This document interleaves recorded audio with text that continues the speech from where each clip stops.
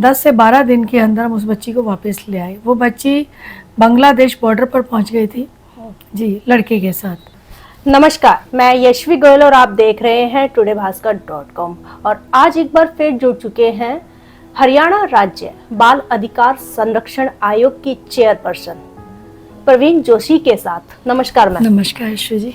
Ma'am, आप हाल ही में थोड़े दिन पहले इस आयोग की चेयरपर्सन नियुक्त हुई हैं, तो आप बताएंगे कि आपका यह आयोग क्या क्या काम करता है? हमारा यह आयोग स्पेशली तो मॉनिटरिंग करता है पूरे एजुकेशन डिपार्टमेंट पर।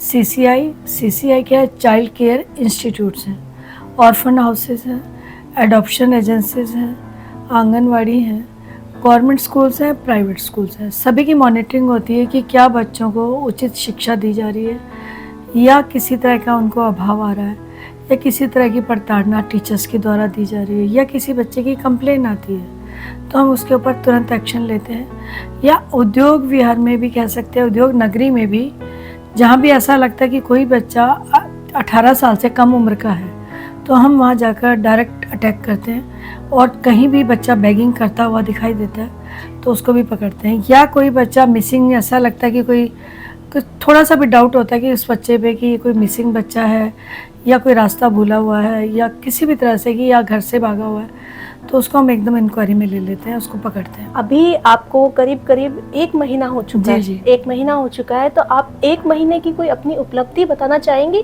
जिस केस को आपने सोल्व किया हो? मैं इस चीज़ के लिए बहुत ऊपर वाले का शुक्रगुजार हूँ कि एक केस आया था अभी मेरे पास। पहले भी ऐसे केसेस आते थे, लेकिन अभी ज्वाइनिंग के बाद जो केस आया, एक बच्ची 13 साल की जो कि भाग गई थी, तो उसकी माँ बहुत रोती बिलखती है कि मेरी बेटी कल से भागी हुई है। तो बोले, मैंने कहा तो फिर क्यों नहीं बताया, कल क्यों नहीं बताया, आज क्यों आई हो? तो बोले कि हमने पहले देखा कि किसी रिश्तेदार के यहाँ तो नहीं है या आसपास तो नहीं है, तो हम चौकी में भी गए। तो जैसे ही मैंने कॉल किया उनको, उन्होंने एकदम FIR लिया और बच्ची का जो फ़ोन जिस लड़के के साथ वो भागी थी ट्रेसिंग पे उसको लगा दिया था। पूरी ही टीम में उनका भी आभार व्यक्त करूँगी, फरीदाबाद टीम का, स्पेशली सूरजकुंड थाने का, कि उन्होंने बहुत सहयोग दिया। तो साथ ही साथ उन्होंने एक्शन स्टार्ट कर दिया इस पर। एक्शन में उन्होंने क्या किया कि ट्रेसिंग के बाद उसकी माँ को भी बुलाया, हमने पूरी उसकी फ़ोटोग्राफ्स दोनों की दिए, पूरी डिटेल निकाली। तो सेकंड थर्ड डे ही पता चलने लगा था कि आज बच्चे यहाँ पहुँच गए आज। उसके बाद लेकिन वो फ़ोन ऑफ कर देते थे, कभी वो किसी फ़ोन से करते थे, कभी किसी से, उसके बाद ऑफ कर देते थे। लेकिन 10 से 12 दिन के अंदर हम उस बच्ची को वापस ले आए। वो बच्ची बांग्लादेश बॉर्डर पर पहुँच गई थी जी, लड़के के साथ, और उसने वहाँ हिंदू जाति से विवाह भी कर लिया। वो सिर्फ मात्र 13 साल की और बच्चा 20 साल का था, लड़का जी, जिसके साथ वो भागी थी। और जब यहाँ से वो पुलिस वाला अपने, मैं नाम नहीं बता सकती, आपको मालूम है ये सब, हम नाम डिस्क्लोज नहीं कर सकते हम किसी का भी। तो वो उसकी माँ को और भाई को लेके गया, भाई भी माइनर था, तो इनकी टिकट करवाई। इनफैक्ट पुलिस ने ही टिकट करवाई उन लोगों की, और वो लोग भागलपुर गए। भागलपुर से भी आगे 4 घंटे वो क्रॉस कर गए थे। वहाँ किसी मकान में बच्चे मिले, पूछते पूछते पुलिस इंटरस्टेट से पूछते पूछते वहाँ पहुँच गए। पहुँचने के बाद वहाँ देखा कि लड़का तो उस समय काम पे निकला हुआ था।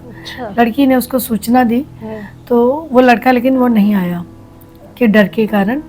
लेकिन उसने बाद में उससे जब संपर्क किया तो उतने में वहाँ की पुलिस के अंडर में केस आ गया। लेकिन उसको नेक्स्ट डे ही वो लोग लेके निकल चुके। वहाँ उसने इंतज़ार भी किया उस बच्चे का, बट वो नहीं आया डर के मारे। तो लेकिन नेक्स्ट डे उनकी टिकट यहाँ से करवा दी गई थी, तो वो 4 लोग वापस आ गए थे। पुलिस वाला, बच्ची, उसकी माँ और उसका भाई, चारों सुरक्षित वापस आ गए। तो ये मेरे लिए बहुत एक अचीवमेंट कहेंगे कि ये हो तो काम नेक्स्ट डे ही जाना चाहिए था, कि अगर उसी समय हमें सूचना मिल जाती तो हम इसको हरियाणा से या दिल्ली से बाहर ही ना जाने देते। क्योंकि पहले भी एक केस ऐसा आया तो हमने रातों रात उन बच्चों को पकड़ लिया था। वो भागते रहे, पुलिस उनके पीछे भागती रही। कभी वो कहीं छुप जाते थे, कभी कहीं, लेकिन उस रात को पकड़ लिया उनको। तो लेकिन ये इंटर स्टेट का काम आ गया था।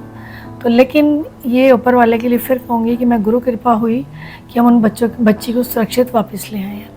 तो मैम, जब उसकी माँ रोती बिलखती आई तो आपके लिए सबसे पहले जो आपने कैसे रिएक्ट किया उस बात पर?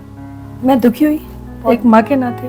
दुखी कि उसकी हुए। माँ की हाँ पोजीशन समझी, उससे पूछा कि चाय खाना, बोले नहीं मेरे यहाँ कल से खाना नहीं बना है। अच्छा। तो अपनी काम वाली से खाना बनवा के उसके घर के लिए भी भेजा, उसको भी खिलाया, उसको चाय वगैरह पिलाई।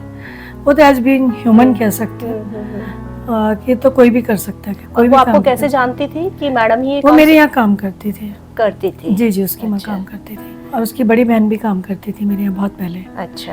लेकिन ये कहेंगे कि ईश्वर की कृपा से मेरे हस्बैंड श्रीमान संदीप जोशी जी, वो जो कि बीजेपी के हरियाणा बीजेपी के जनरल सेक्रेटरी भी रहे हैं, तो बहुत हेल्पिंग नेचर रहा है उनका कि इस तरह के जितने भी केसेस होते हैं डायरेक्ट पुलिस के पास नहीं जाते या एमएलए एमपीज़ के पास नहीं जाते, वो सीधे हमारे पास ही आते हैं।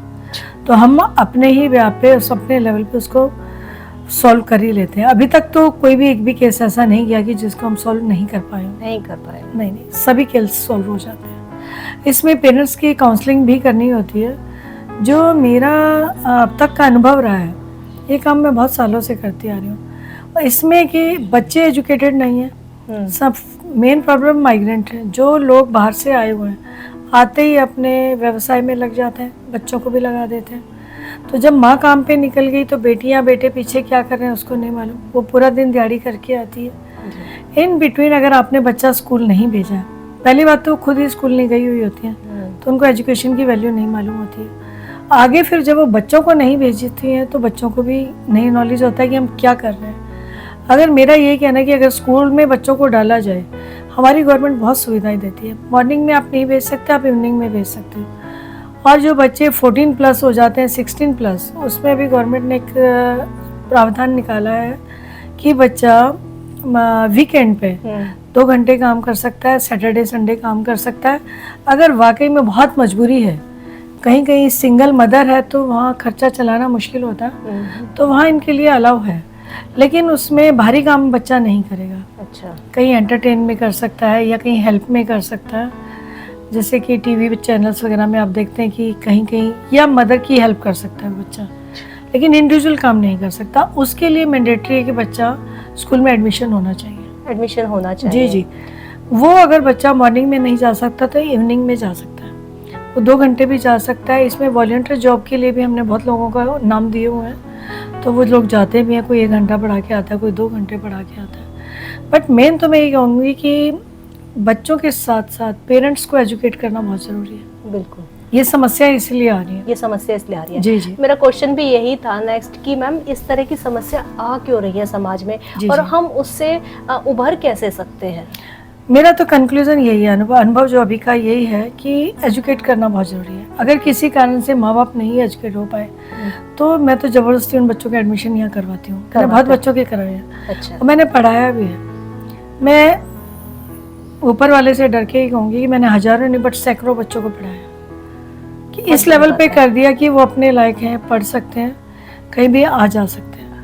जी जैसे कि आपने बताया कि वो लड़की बांग्लादेश तक पहुंच चुकी थी। जी जी। तो इस स्थिति में यदि वो पढ़ी लिखी होती तो उसे पता होता कि मैं कौन सा जी। स्टेट क्रॉस कर रही हूँ, कहाँ पर जा रही हूँ, तो उसमें स्थिति में वो पहचान जाती है और वो शायद उससे कह भी पाती कि मैं इससे ज्यादा दूर नहीं जा पाऊंगी। अगर पढ़ी हुई होती हाँ। तो पहली बात तो ये कदम ही नहीं उठाती है, क्योंकि स्कूलों में इतनी मॉरल एजुकेशन तो दी जाती है।